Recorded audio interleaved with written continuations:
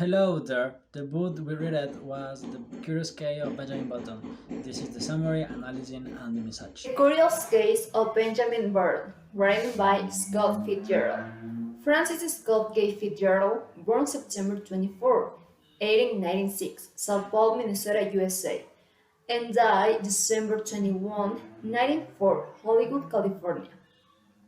He was an American short story writer and novelist famous for his depictions on the Jazz Age, the 1920s. His most brilliant novel being The Great Gatsby, 1925. His private life with his wife Zelda in both American friends became almost as celebrated as his novel. Fitzgerald is considered a member of the lost generation of the 1920s. He wrote five novels: The Great Gatsby, So Is the Night, The Side of Paradise, Beautiful and Damned, and The Lost Tycoon, which, although unfinished, was published after his death. He also wrote multiple short stories, many of which deal with youth and promise, age, and despair. In 1860, a strange case happened in the city of Baltimore. Mr. and Miss Bedón would have conceived the first child, but it was a strange case that left all the medical personnel of the hospital and the Botton family astonished. The newborn child had an appearance of an old man 70 years, who by the way could speak, caused the fury of all and anybody understood this event. His father, with great regret, had to take the boy home and buy some things and always thought about what the people say about this event. At first, they called the boy under the name Methuselah, but days later they changed his name to Benjamin Button. The father and his entire family were in constant regression of the child. His grandfather had certain contempt for him because people say they look like him. As the day passed, his father put conditions of food, clothing, and behavior, as is to 5 years old boy. But of this was born of absence from Benjamin. At the age of the 12, Benjamin realized that something in him was changing. He knew that he was growing in a certain way, so he reached an agreement with his father to change some of his clothes to do activities for a child his age. At 18, Benjamin passed the Yale exam, but he still had to dye his hair to look younger, since his appearance was still that of a man in his 50s or 60s. On the day on interview with the person registered him, the students could not dye their hair, so this person was unpleasant and ran in not only Yale but also from the city, causing murmur and attacks on Benjamin. In 1880, things had changed for Benjamin. He enjoyed talking with his grandfather, and his relationship with his parents improved. This year, Benjamin will turn 20, which he celebrated by working in the company of his father. One night in August, age 20, and looking like a man of 50, Benjamin will meet his first love, a beautiful woman who enjoyed the company of men in the 50s. They danced under the full moon and agreed on various topics of conversation.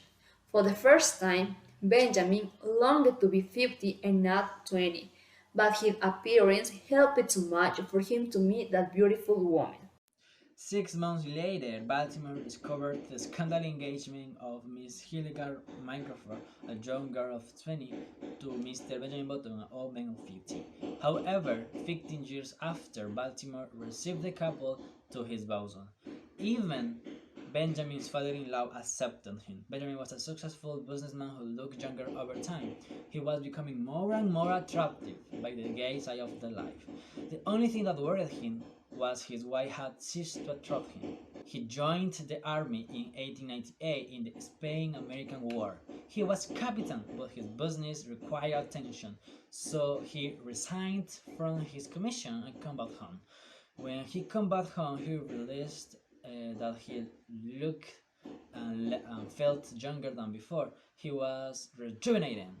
His wife reproached him for being feel-shaved and not telling his secret to being younger, and a chasm began to wide between them.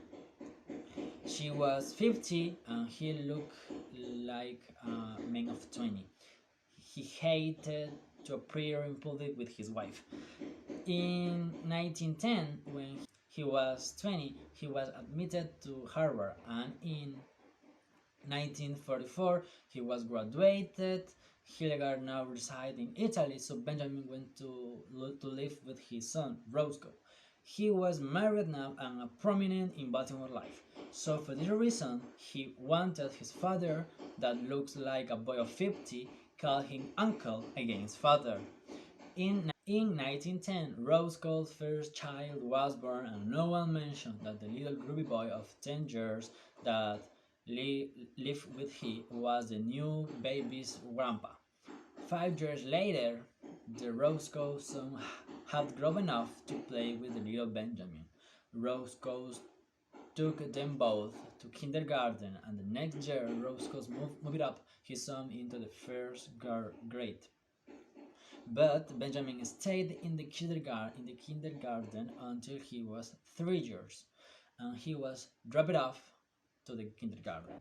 Benjamin was looked after by his nurse, Nana, until he died without being able to remember his past life. Message: it's never too late or too early to be whatever you want to be. There's no time limit. Stop whatever you want. You can change or stay the same. There are no rules to this thing. We can make the best or the worst of it. I hope you make the best of it.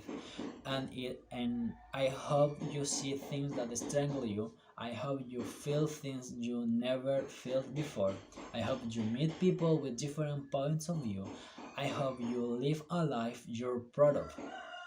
If you find that you're not, I hope you have the strength to start all over again.